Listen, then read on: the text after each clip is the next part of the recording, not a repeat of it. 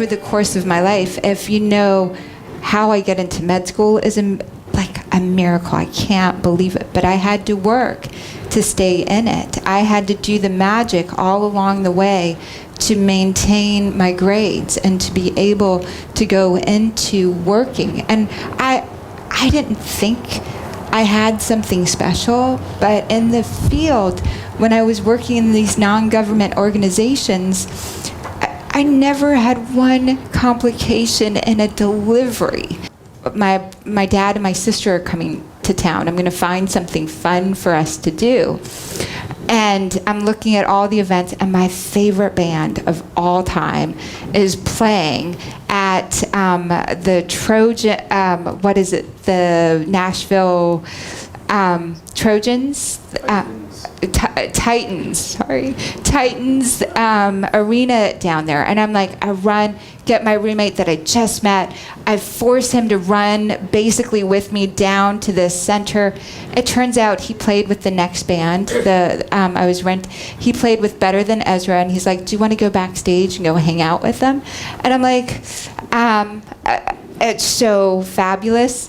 And I'm like, I love the band called Cowboy Mouth, the way the band sits up front and he does affirmations from the stage. So I'm like, I'm just going to hang out up here. I'll meet you backstage later. We'll chill.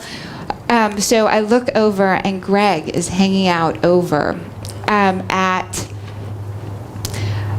I'm like, I walk over. I said, I thought he was someone else. I introduce myself. He says, I'm never getting married. I don't believe in doctors.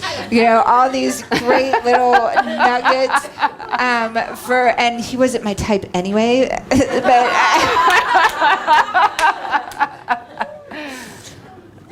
at the end, he asks for my number. Like, I'd moved away to another part. He asks for my number.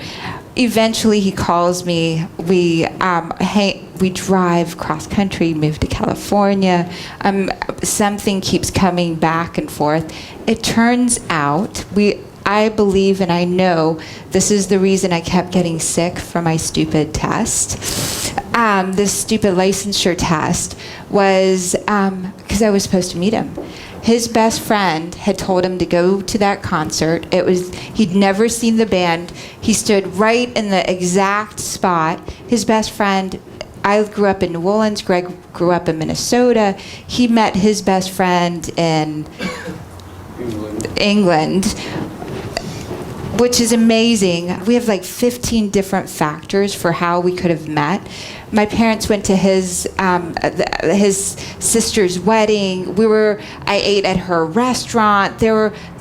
We were in the same places at the same time, multiple times.